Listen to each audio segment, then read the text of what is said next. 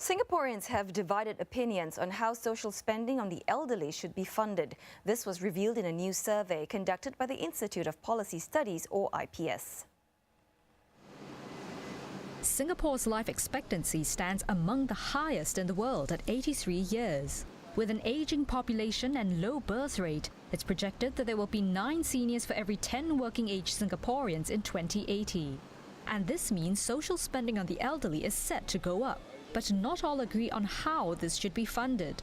According to a new IPS survey, 2 in 5 respondents disagreed with paying higher taxes, while a slightly lower proportion said they would be comfortable with it. The rest were neutral. Respondents were also asked if net investment returns used to fund spending for the current generation should be increased, which means less for future generations. 37% agreed, while 26% did not.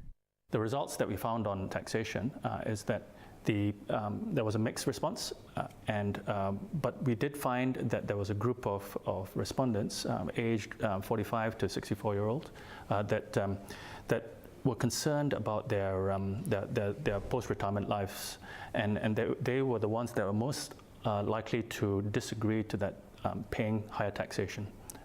This is concerning because these are the people who are perhaps taking care for both the young as well as their older parents, and it is this group that will be the old in the near future. But one analyst cautions against drawing on Singapore's national reserves. I think a lot of people may have missed the point that actually these national reserves are there to bolster us for the future. One never knows how things are going to change, and who could have predicted the global financial crisis back in late 2000s, where without our reserves, Singapore would have been in a tougher situation. When asked whose responsibility it is to care for the elderly, a majority ranked the family as the first line of social support, followed by the government. The community was ranked third, followed by employers. Finally, the survey found that 2/3 of respondents believe older workers aged 55 and above face discrimination when looking for work. And age discrimination is an issue the National Trades Union Congress is looking at. Deputy Secretary General Heng Chee Hao wrote in a blog post that there are serious consequences associated with how Singapore manages its aging population. He said that if the country gets it wrong, companies could find it more difficult to hire workers as the number of younger workers dwindles. This could also mean a shrinking tax base.